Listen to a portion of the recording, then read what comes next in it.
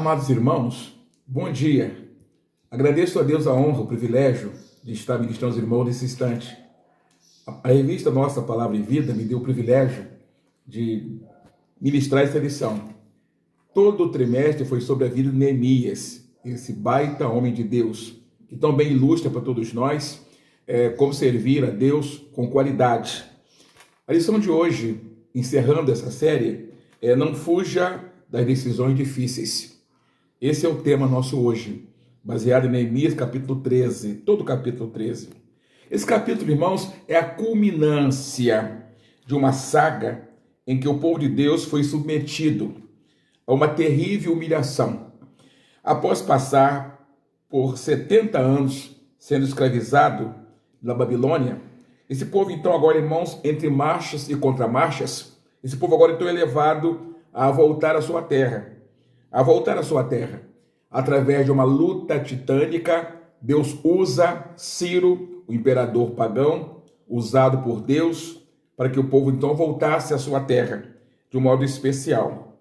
E aí, caravanas comandadas por Zorobabel, por Esdras, por Neemias, as caravanas puderam trazer o povo a voltar com alegria à sua terra. Quando os irmãos estudaram, através das lavras dos excelentes escritores que me antecederam, essas lavras puderam mostrar claramente que a terra estava arrasada, o povo destruído, desanimado, derrotado, desalentado, e as suas cercanias tomadas, os seus muros quebrados, e uma situação triste, calamitosa, da volta do povo a Jerusalém.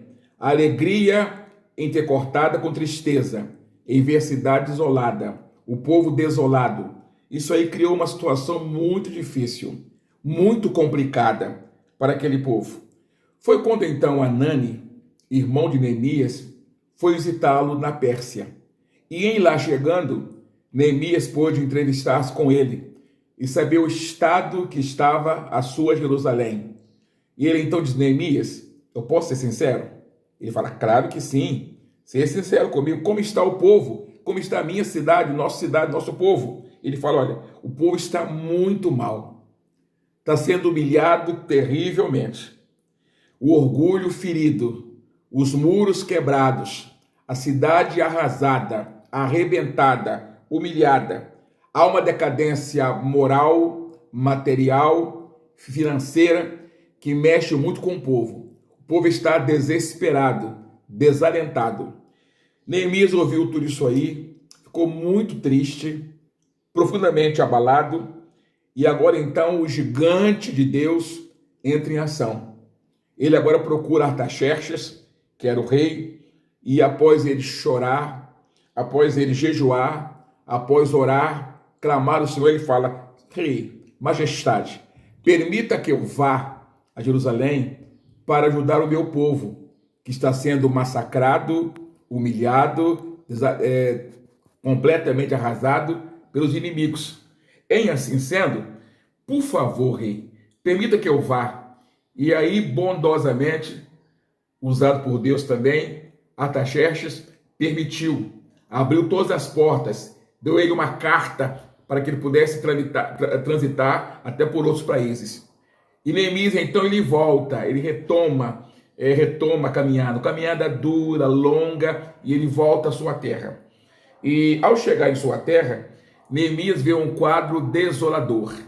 Aquilo que Anani tinha falado para ele era muito pouco, era muito pior. A história era muito pior, muito mais triste, muito mais humilhante, muito mais vexatória do que se podia imaginar.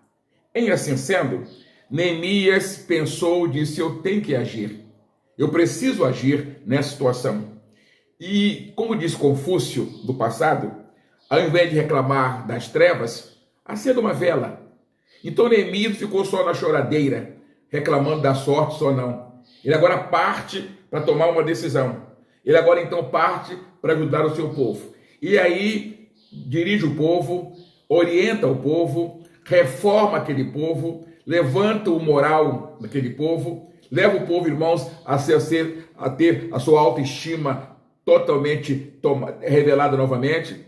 E esse povo agora com autoestima tomada, possuído de autoestima, firmado no Senhor, reformado em todos os aspectos, entusiasmado, completamente motivado, constrói uma muralha em 52 dias. Após lutas, perseguições, tentações, Neemias consegue erguer aquele muro. Agora então ele ergue outro muro que era mais importante. Era o muro da espiritualidade, levando o povo a depender de Deus, a cultuar a Deus, a dar preferência a Deus, a priorizar Deus em todos os aspectos. Essa era a principal reforma. Esse era o trabalho principal de Neemias. Agora, mexer com esse povo e levá-lo a adorar a Deus como Deus merece ser adorado. Só, irmãos, que Neemias, após cumprir o seu trabalho, 12 anos depois, ele volta para a Pérsia, já que lá ele era copeiro do rei, uma espécie de ministro da Casa Civil nos dias de hoje. É um homem muito importante. O rei tinha um carinho especial por ele, pela sua vida, pela sua dinâmica, pela sua liderança, pela sua espiritualidade. Era muito querido e amado pelo rei. E ele agora então volta para cumprir a sua missão, o seu trabalho na Pérsia, onde era muito querido e amado. E lá estando por um período, agora então Neemias retoma a sua pátria, retoma a sua terra, até para saber como é que o povo agora estava. E ao retornar é o texto de hoje. Quero ler nesse instante, Neemias, capítulo 13, pelo menos de 1 a 9. Olha o texto da palavra de Deus, irmãos, queridos e amados. Neemias remove diversos abusos. Naquele dia, leu-se no livro de Moisés, aos ouvidos do povo, e achou-se escrito nele que os amonitas, os moabitas, não entrassem jamais na congregação de Deus, porquanto não tinham saído ao encontro dos filhos de Israel com pão e água. Antes assalariaram contra eles a Balaão para os amaldiçoar, ainda que o nosso Deus converteu maldição em bênção. Sucedeu, pois, que, ouvindo eles esta lei, apartaram de Israel toda mistura. Ora, antes disso, Eliasibe, sacerdote, que presidia sobre a câmara da casa do nosso Deus, se tinha aparentado com Tobias, e fizera-lhe uma câmara grande, onde dantes se metiam as ofertas de manjares, o incenso, os vasos, os dízimos do grão, do mosto e do azeite, que se ordenaram para os levitas, e cantores e porteiros, como também oferta alçada para os sacerdotes. Mas durante tudo isto, não estava eu em Jerusalém, porque no ano 32 de Artaxerxes, rei de Babilônia, vim eu ter com o rei, mas ao cabo de alguns dias tornei a alcançar licença do rei. E vim a Jerusalém e compreendi o mal que Eliasibe fizera para beneficiar Tobias, fazendo-lhe uma câmara nos pátios da casa de Deus, o que muito me desagradou, de sorte que lancei todos os móveis da casa de Tobias fora da câmara, e ordenando eu, purificaram as câmaras, e tornei a trazer ali os vasos da casa de Deus, com as ofertas de manjares e o incenso. Até o verso 9, que foi lido. Pois bem, irmãos, agora voltando a Jerusalém, período depois, Neemias vê a situação calamitosa, em que o texto bíblico acabou de mostrar. Neemias podia tomar algumas atitudes naturais de Neemias. Ele poderia, por exemplo, retornar ao seu conforto na Pérsia, onde era querido, amado. Ele podia retornar para a Pérsia. Lá está minha vida, minha família, meu salário, minha vida material equilibrada. Ele podia fazer isso aí, mas não fez. Ele poderia também se acomodar, ou seja, já que está assim, deixa como está, vou me misturar com o povo, eu vou agir de forma politicamente correta, vou ser correto politicamente. Misturar com o povo, largar para lá, não vou então me envolver com mais nada. Mas, meus irmãos, ele poderia também jejuar, poderia orar, clamar a Deus e falar que Deus então resolve isso aí, eu vou embora. Deixa como está, vou apenas orar, limitar-me a orar apenas. Meus irmãos, só que Neemias não agiu assim. Ele entendeu claramente, irmãos, o texto nosso de hoje, Provérbio 4,17. Aquele, pois, que sabe fazer o bem e não o faz, comete pecado. Neemias não se omitiu. Não se omitiu. E agora então, sendo até deselegante, ele parte com uma ação forte contra, evidentemente, aqueles que estavam profanando a casa de Deus. Aí então, irmãos, vamos aos nossos textos. Por exemplo, inicialmente ele confrontou com a palavra de Deus. Os versos de 1 a 4 mostra ele confrontando os abusadores com a palavra de Deus. Eliasibe, que era para governar o povo espiritualmente, Eliasibe, sumo sacerdote, era então para dirigir os cultos, dirigir a liturgia do povo. Eliasibe se promiscuiu. Ao casar-se, ao atender o seu coração e casar-se com a Moabita, ele começou então a dar vez a Tobias e abriu espaço do santuário, abriu espaço do lugar sagrado para Tobias colocar lá os seus móveis. Imagina Tobias como um acumulador. Ele tinha a casa dele, imagina, a mansão dele, mas ele acumulava as coisas. Quem aqui já viu na televisão aquele processo de gente acumuladora, que acumula as coisas, não joga nada fora? E Neemias, eu imagino que Tobias era assim também. E acumulando aquelas coisas, havia muitas coisas dele que ele queria jogar fora e não havia espaço na sua casa, na sua mansão. Ele pediu então, já agora familiarizado com Eliasibe, sacerdote, pediu então que guardasse no templo, já que o templo estava abandonado, estava largado, que ficasse ali então as suas coisas. E Neemias viu isso aí acontecer. Agora então ele parte firmemente para aqueles agressores, parte com a palavra de Deus. Irmãos, qualquer movimento nosso tem que ser com base na palavra de Deus. Qualquer reforma nossa tem que ser com base na Bíblia, na palavra de Deus. É assim que ele fez. O povo foi levado a relembrar a aliança que havia feita com o Senhor, que não se misturaria de forma nenhuma com amonitas, com moabitas e com asdoditas. Não que Deus é xenófobo, não é por aí não. Deus não proclama xenofobia aqui não, pelo contrário, Deus ama todos. Mas aqueles povos eram paganizados, eram povos pagãos que perseguiam, que maltratavam o povo de Deus. Então, a junção com esse povo iria enfraquecer o povo de Deus, o povo do Senhor. E pensando assim, agindo assim, é que, naturalmente, Neemias entendeu perfeitamente e se propôs, então, a lutar com bravura contra tudo isso. Meus irmãos, diante de tudo isso aí, fico pensando em Lutero. Lutero, o grande reformador Lutero, pensou e agiu assim. Lutero, ele foi, uma vez, colocando aquelas 95 teses frente ao castelo ou à igreja de Wittenberg, ele, então, foi confrontado. O Papa o chamou para conversar. E agora ele, então, preso diante de Carlos V, Lutero, então, foi confrontado. Falou o rei para ele: Lutero, você não quer abandonar suas ideias? Não quer abrir mão das suas ideias e agir de forma diferente? Negar tudo isso aí? Negar o que você escreveu?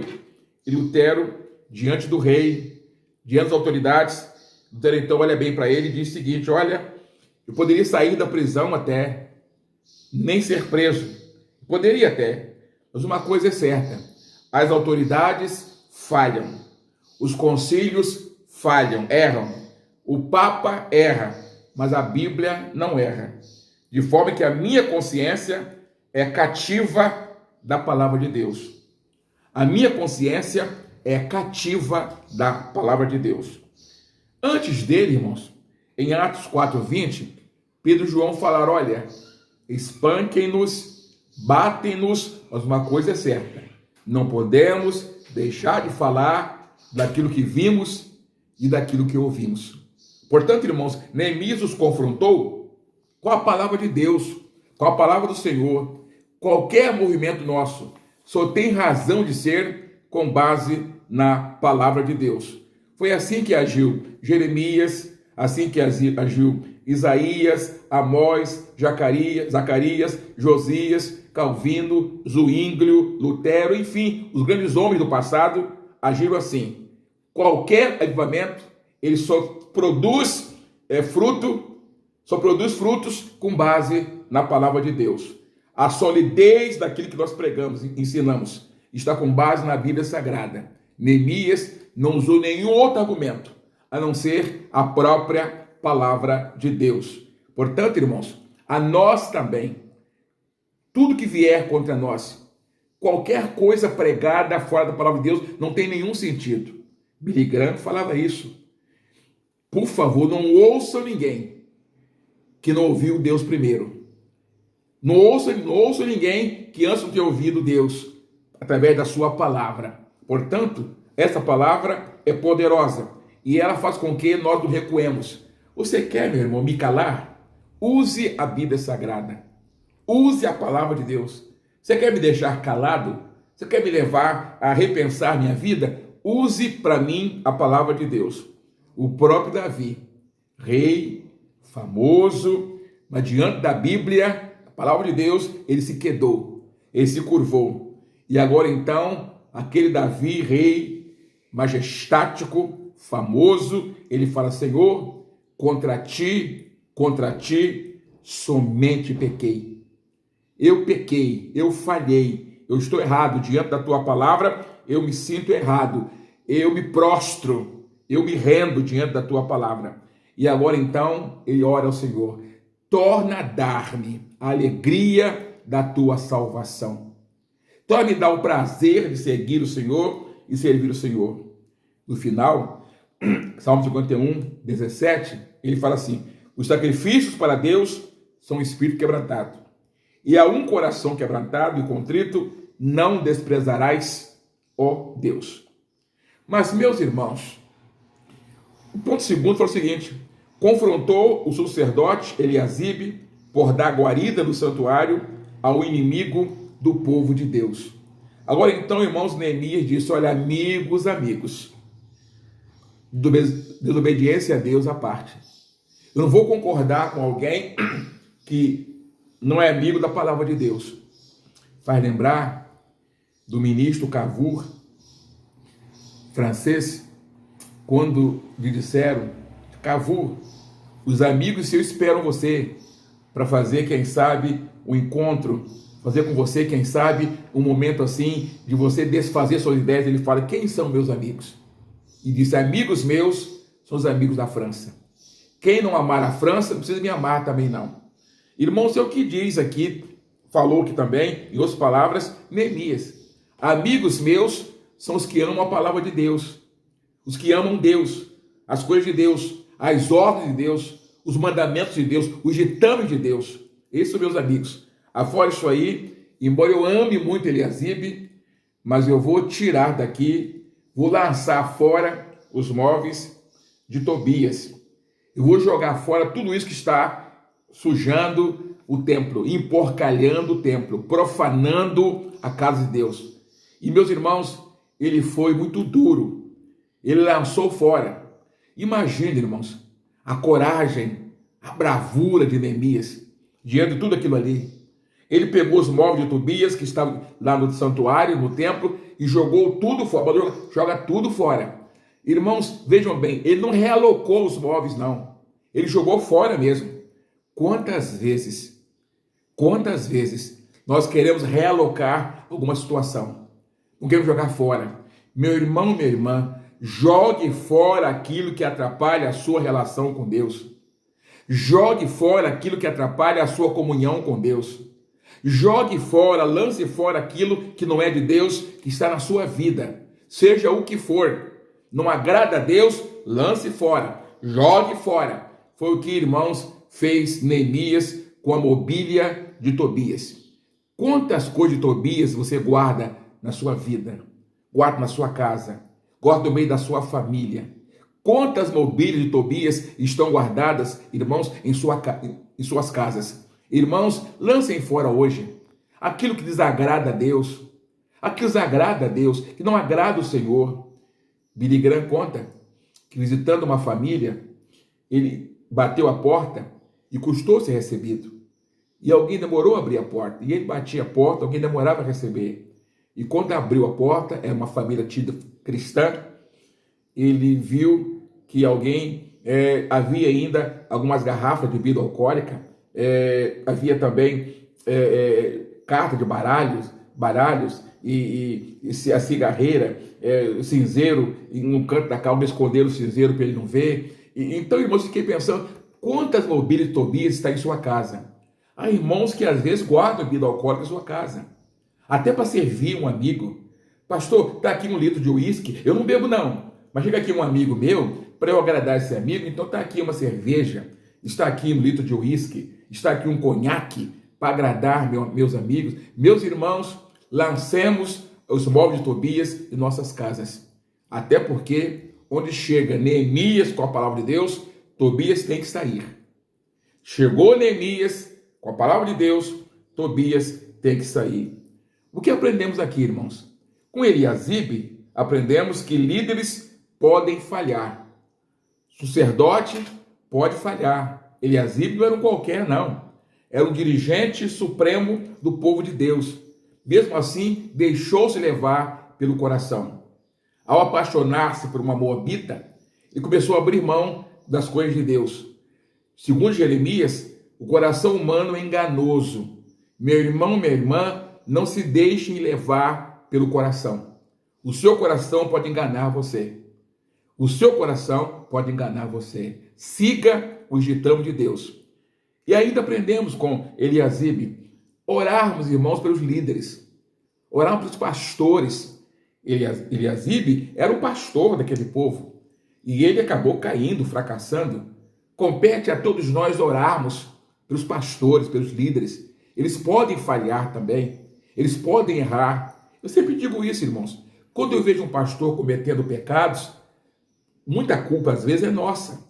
A gente ora pouco pelos pastores, pelos missionários, pelos nossos líderes. A gente ora pouco por eles. A impressão que tem é que o pastor é que tem que orar por nós, que o líder tem que orar por nós, que o seminarista, o diácono tem que orar por nós apenas. Nós oramos por ele não. Irmãos, é o contrário. Ou no mínimo o intercâmbio. Todo mundo orando por todo mundo, clamando todo mundo. Portanto, com Eliasibe aprendemos que líderes também podem falhar. E lamentavelmente, irmãos, quando o líder falha, com ele leva toda uma comunidade. Quando um pastor erra, falha, com ele vai toda a comunidade. Por isso, irmãos, há um peso grande em cima de todos nós líderes. Porque o líder, ele é uma bênção ou é uma maldição. Líder nunca é neutro. Líder não é neutro. Ou ele é bênção ou é maldição. Se o irmão é líder na sua igreja, é professor de EBD, é diácono, é um líder, cuidado, irmão. Cuidado, minha irmã. Cuidado. Você nunca está neutro. Você pode ser uma bênção ou pode ser uma maldição, no caso de Eliasibe. Ao passarmos com Neemias, aprendemos que, por mais que possamos ser éticos, bondosos, generosos, mas quando se trata de agressão ao reino de Deus, fugir da palavra de Deus, agressão à Bíblia, temos que ser duros. Não podemos permitir, não, irmãos. Não podemos deixar, não. Podemos ser amorosos, caridosos, carinhosos, amáveis, mas quando se trata de alguém vilipendiar as ordens de Deus, alguém vilipendiar, menoscabar a palavra de Deus, compete a nós sermos duros, como Neemias foi, e agimos com rigor, como ele agiu. Portanto, irmãos, muito cuidado com isso. Brinco muito com os colegas meus de ministério. Deus dando a graça, o ano que vem, falei de ministério 50 anos. E haverá um momento em que eu vou encerrar meu ministério. Em uma mesma igreja, Terceira de Macaé, que eu sou pastor há 49 anos, farei 50 anos, se Deus quiser, o ano que vem. Haverá um momento que eu vou deixar o ministério pastoral. Eu vou ser um membro da igreja, vou ser um crente, servo de Deus, como sempre, servir a Deus. A vida toda vou servir a Deus, mas não como pastor. Haverá um momento, quando não sei, mas haverá um momento na minha vida. E alguém fala, pastor, você vai ser um pastor ranzinza. Você vai começando a implicar com alguém que prega mal, alguém que não prega bem. Eu digo, maneira nenhuma. Eu quero ser a melhor ovelha que o pastor vai ter na vida dele. Desde que ele não fuja da Bíblia. Desde que ele não mexa em doutrina. Porque se mexer com doutrina, eu vou arvorar. Se mexer com doutrina, eu vou ser duro. Agora, com relação à parte administrativa de igreja, eu quero ser a melhor ovelha que o pastor vai ter na vida dele. Então, como Neemias, eu penso assim, irmãos, e Neemias também agia dessa maneira. Outro ponto nosso aqui, após os confrontos, Neemias parte para restaurar a adoração ao Senhor. Versos 9 a 22. Irmãos, em virtude de tudo aquilo ali, está lá ocupando os móveis de Tobias, o povo parou de adorar a Deus. O povo parou de adorar a Deus. E aí começaram, irmãos, a aparecerem, surgir algumas brechas na vida cristã. Irmãos, a adoração é algo vital na vida cristã. A liturgia do culto é algo fundamental para todos nós. Não podemos abrir mão nunca disso, irmãos, da adoração a Deus profundamente. Deus merece ser adorado frequentemente. É a função precípua da igreja. É a missão precípua nossa, como igreja, como povo de Deus, adorar, adorar, adorar, até porque Deus é espírito. E importa que o adorem em espírito e em verdade. Pois bem, irmãos, o povo se misturou com o mundo. Houve agora uma mistura do povo com a sociedade asdodita, amonita, enfim, houve uma mistura. Meus irmãos, essa mistura enfraquece.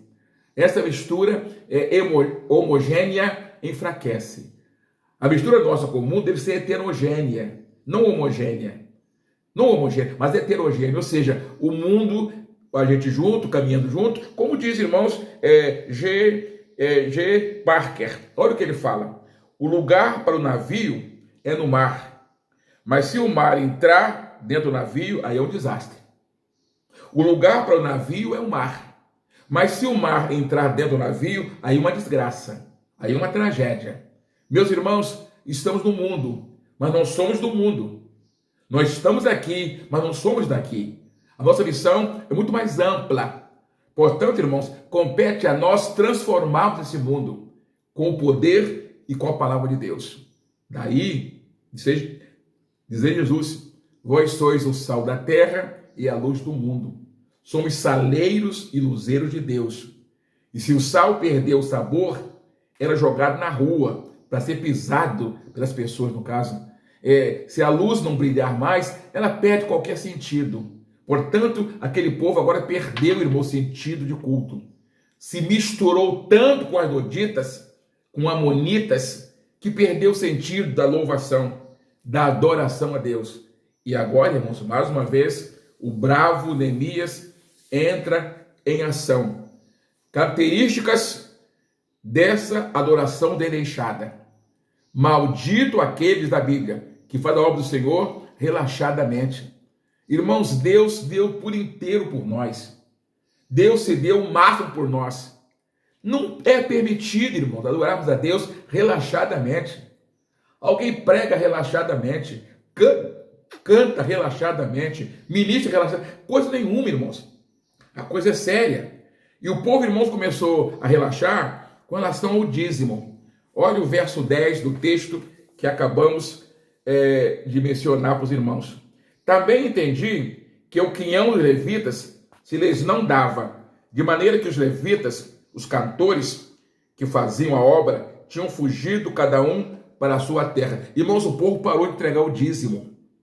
Esse é um sintoma da falta de adoração a Deus, da frieza espiritual, dessa mistura com o mundo. É a falta, irmãos, de compromisso com Deus.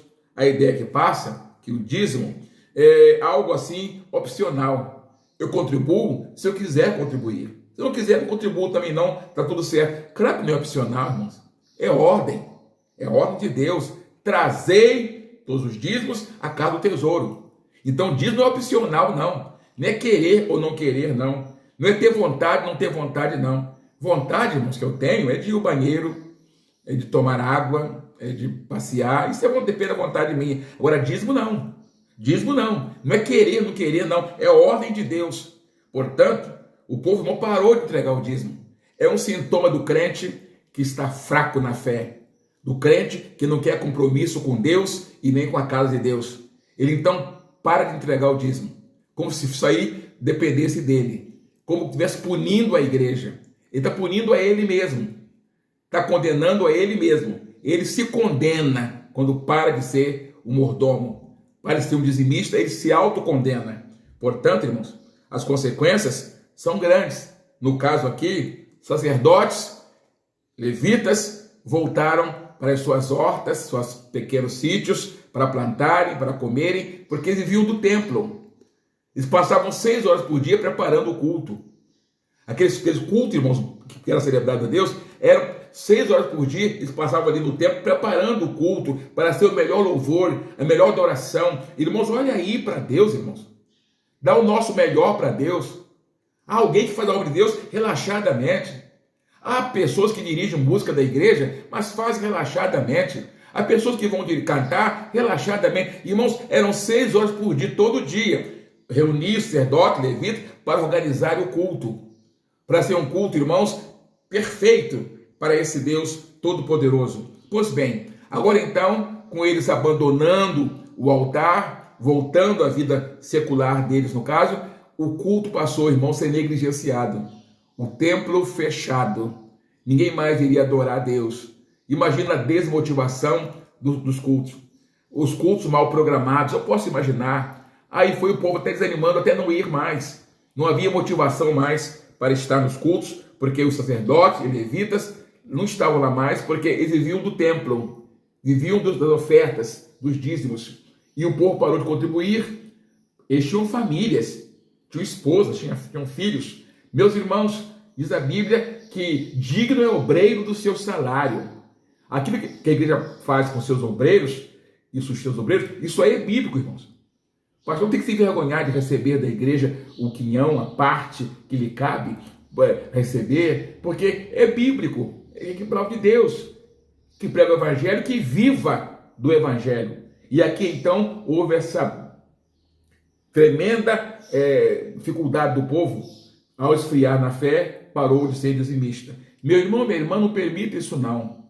O dízimo é seu, ele é do Senhor. Seja mordomo e fiel. Está começando o ano. Faça um pacto, faça um voto para Deus, ser um fiel mordomo, e ele é de abençoar a sua vida. Irmãos, também negligenciaram o dia do Senhor. Olha os versos 15 a 22, não vou ler, mas você vai ler na sua casa esse texto, vai perceber, irmãos, que começou a haver uma frouxidão com o sábado, com o dia do Senhor, que até então era o sábado. Para nós hoje é o domingo. Irmãos, é um absurdo o que os crentes fazem no dia do Senhor. Há um desrespeito, havia um desrespeito total. Começaram a comprar, começaram a vender, começaram, irmãos, a vender peixes, a vender roupas na porta do templo. Irmãos, olha o absurdo. Olha a dor de Neemias. Olha a angústia de Neemias. Ele que havia feito tudo para ver esse povo, irmãos, realinhado com Deus, priorizando Deus. Agora o dia do Senhor, o dia de Deus, o dia separado para Deus, aquele povo então, irmãos, ia para poder vender coisas no templo e coisas absurdas. Foi quando então Neemias também muito duramente reprimiu, colocou os moços jovens à porta do templo para poder fechar aquela porta, não deixar o povo estar ali vendendo, e usando os moços, olha aí, irmãos, usando os jovens, deixe-se usar por Deus. Neemias chamou os jovens e os colocou para poder não deixar que o povo mercadejassem à frente da casa de Deus, à frente do templo. Mas, meus irmãos, outra dificuldade, envolvimento dos filhos da luz com as filhas das trevas. Começaram, irmãos, a casarem-se homens hebreus com mulheres asdoditas, mulheres asdoditas com homens hebreus. E o pior, uma relação adulterina, que os homens separavam das esposas mais idosas para casar com as jovens moabitas. Olhem aí, irmãos, relação adulterina. Começaram, irmãos, aquilo que Deus tinha proibido, havia feito voto a Deus não fazer isso aí, agora então havia esse absurdo. Os homens e mulheres casando com asdoditas, com moabitas, e causando uma dor enorme no coração de Deus. Neemias agora também interfere, forma muito dura. Eu posso imaginar os que estão casados, até já estão casados, têm filhos, famílias, que até você, mas proíbam as filhas de vocês. Proíbam os filhos de vocês, doravante, a casarem com amonitas, com asdoditas e com amonitas. Proíbam agora. Ficam proibidos. Está proibido isso aí. Portanto, irmãos, Neemias agora então muito duro. E pega as pessoas, eles entram na casa, puxa as pessoas, arranca os cabelos, enfim, fica muito bravo, irmãos. Muito bravo diante disso aí, que era um absurdo. Havia um pacto, havia uma aliança que foi rompida, foi partida. Isso machucou profundamente o coração de Neemias e o coração de Deus. E ele então diz, não pode haver casamentos mistos. Deus não quer, não é xenofobia não, não é isso não. É porque é questão de paganismo misturar irmãos com cristianismo. Seria irmãos nesse sentido até. Portanto, Neemias agora então age com muita dureza, com muita aspereza, para que fosse cumprida a aliança que estava partida. Foi partida a aliança que tinha feita com Deus. A ira santa. Neemias e sua ira santa. Ele parte com vigor. Irai-vos, mas não pequeis. É possível o crente irar. E Neemias se irou aqui. Irou porque viu ultrajada a ordem de Deus. Viu ultrajada a ordem que Deus havia dado. Isso aí deixou Neemias profundamente magoado, machucado. E ele partiu com muita violência. É claro, Neemias não era um pastor, né, irmãos? Era um governador. Não é isso? Então, naturalmente, um pastor não faria isso, né? Não teria esse apoio da lei. Mas Neemias era a própria lei, era o governador da época, então por isso ele agiu dessa maneira com aquele povo. Mas, no entanto, irmãos, Cristo bem depois de Neemias, agiu também ao ver os cambistas na casa de Deus, mercadejando, ele também agiu, diz a Bíblia que ele expulsou os cambistas e deu duro com todos eles, o espancou, enfim, foi assim que Neemias agiu. Cristo mais tarde agiu também de forma semelhante. Amados, queridos, para encerrar, para pensar e agir, bastou Neemias se ausentar para que o povo se desmantelasse, se descambasse para uma adoração adulterina. Olha, irmãos, o líder, a importância da liderança. Provérbios 11, versos 14, olha o que Salomão fala. Não havendo sábia direção, o povo cai. Provérbios 11, 14. Quem fala é Salomão. Não havendo sábia direção, o povo cai. Irmãos, orem pelos líderes. Orem pelos pastores. Porque bastou, irmãos, Neemias se ausentar para o povo promiscuir-se.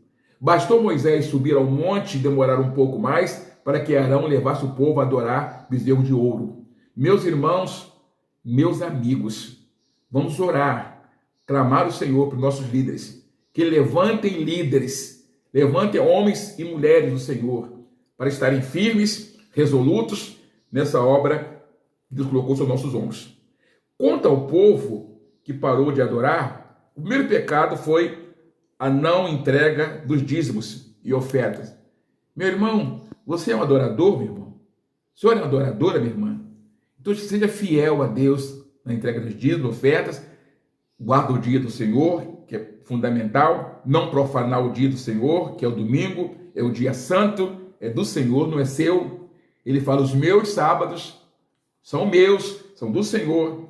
E orar para que, irmãos, em nós haja esse movimento. Se é verdade, eu não sei, mas alguém comentou até, eu li em algum lugar, que os vestibulares, as provas, os concursos públicos, todos eles caíam nos sábados. Mas aí os jovens adventistas fizeram um movimento, foram lá pressionar os deputados deles para que pudessem votar ao contrário, uma lei nesse sentido, e aí passou para domingo. Tanto é que hoje as provas, os concursos públicos, tudo é domingo. E eu perguntei, irmãos, cadê os jovens batistas? Cadê os jovens crentes, universitários, ou todos nós juntos, o movimento também, dizer que domingo não, que domingo é o dia do Senhor, é dedicado ao Senhor. Portanto, irmãos, a frouxidão levou o povo a uma falsa adoração e irritou profundamente Neemias. Certo pensador disse, Deus, eu quero amar tudo que o Senhor ama e detestar tudo que o Senhor detesta. Foi o que Neemias fez, irmãos. Se Deus detesta, eu quero detestar também. Aí se explica a sua ira santa. Aí explica a sua ira santa contra tudo aquilo que ofendia Deus e ofendia os mandamentos de Deus. Nos versos 30 e 31, sob a orientação do Senhor, Neemias restabelece a ordem de adoração, restabelece o culto. Os sacerdotes voltam, os levitas voltam. Há uma restauração cabal, há uma restauração total. Meus irmãos, meus amigos, estou começando o ano praticamente. Que tal começarmos, irmãos, firmes, resolutos, predispostos a restaurar tudo, nossa vida cristã, a reformar tudo em nós e começar, irmãos, uma vida cristã diferenciada no ano que ora se inicia. Quero encerrar com todas as crises enfrentadas por Neemias. Elas foram vencidas com a Bíblia e com a oração. Bíblia e oração. Os versos 14, 22 e 29, Neemias começa a falar: Deus, lembra de mim. Deus, perdoa-me pelo pecado do meu povo. Olha aí, irmãos, o povo que pecou e ele que pede perdão a Deus em nome do povo. Me perdoa, Deus, pelo pecado do meu povo. Olha, irmãos, o compromisso que o homem tinha com Deus. Olha o peso do seu compromisso com Deus, com a causa dele. Ele foi fiel a Deus, fiel ao Senhor na oração. Meus irmãos, meus queridos, olhem bem para mim agora. Eu quero encerrar com a ilustração. O marido desempregado e numa situação complicada, difícil. Ele teve que procurar emprego numa cidade mais ou menos a 250 quilômetros da sua cidade. E a esposa preparou sua bolsa, a sua mala, os seus pertences. E ele então falou com a esposa, beijou a esposa para sair. No que ia sair, para tomar o ônibus, ele lembrou que era aniversário dela. Ele começou a chorar. E chorava copiosamente. Chorava a cântaros. E a esposa o abraçou e disse: que isso, meu bem? O que está vendo? Vai procurar emprego? Deus vai te abençoar? Disse: não é isso não, meu bem. É que hoje é seu aniversário. Eu não posso lhe dar nada. Eu estou desempregado. Estou materialmente pobre. Eu não posso lhe dar nada. Que marido sou eu? E a esposa, compreensiva, o abraçou, o beijou ternamente e disse: meu bem, o meu presente é a sua fidelidade. Seja fiel a mim. Esse é meu maior presente. Irmãos, Deus não quer nada mais nosso.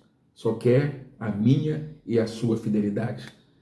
Comecemos o ano bem, sendo fiéis a Deus. A exemplo de Neemias, fiéis ao Senhor.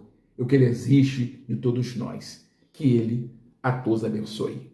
Amém e amém.